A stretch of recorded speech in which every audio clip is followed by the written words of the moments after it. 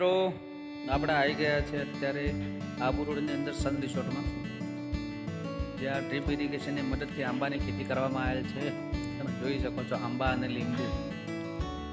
તો મિત્રો તમે જોઈ શકો છો કે નાનો એવો છોડ છે લીંબુનો, એના ઉપર અત્યારે નાના લીંબુ 5 લીંબુ આવ્યા છે. 1 2 3 4 અને 1 5. બીજો એક છોડ પણ તમે જોઈ શકો છો, જ્યાં છોડ નાનો હતો તો લીંબુ પાક આવી અત્યારે.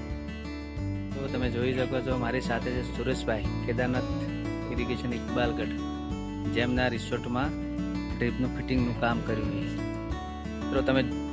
મિત્રો તમે જોઈ શકો છો રિસોર્ટ સન રિસોર્ટ, જ્યાં રહેવાની ઉત્તમ વ્યવસ્થા સાથે સારો એવો મસ્ત રિસોર્ટ છે.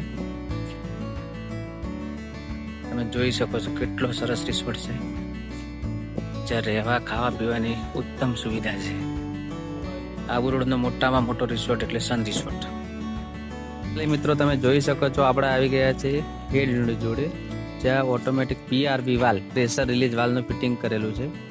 જે ઓટોમેટિકલી પ્રેશર વધી જાય છે 3 ઉપર પ્રેશર, તો ઓટોમેટિકલી પાણી બાયપાસ થઈ જાય છે. જેનો ડેમો આપણે વિડીયોમાં જોઈ શકશું. તમે જોઈ શકો છો ધીરે ધીરે પ્રેશર ચડતું જાય છે. અને મિત્રો તમે જોઈ શકો છો હવે પ્રેશર ધીરે ધીરે વધતું જાય છે. જે ઓટોમેટિકલી 3 થી 4 ની વચ્ચે જશે એટલે પ્રેશર પાણી બાયપાસ ઓટોમેટિકલી PRVમાંથી નીકળી જશે. અને મિત્રો તમે જોઈ શકો છો કે પ્રેશર અત્યારે 2 ની ઉપર જતું રહ્યું છે. 2 અને 3 ની વચ્ચે એટલે 2.5નું પ્રેશર જોવા મળી રહ્યું છે.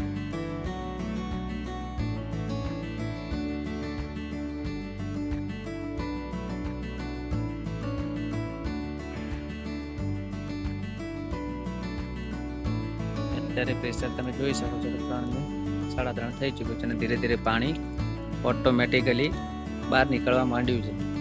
તો ધીરે ધીરે પાણી હવે PRVમાં બહાર નીકળવા માંડ્યું છે. તમે જોઈ શકો છો કે બધા વાલ ચાલુ છે સિસ્ટમમાં, બરાબર.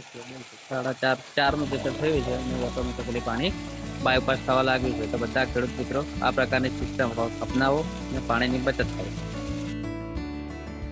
અને મિત્રો આ તમે જોઈ શકો છો સેક્શન વાલ, જે એક જ જગ્યાએથી ઓપરેટ થાય છે પૂરી સિસ્ટમ.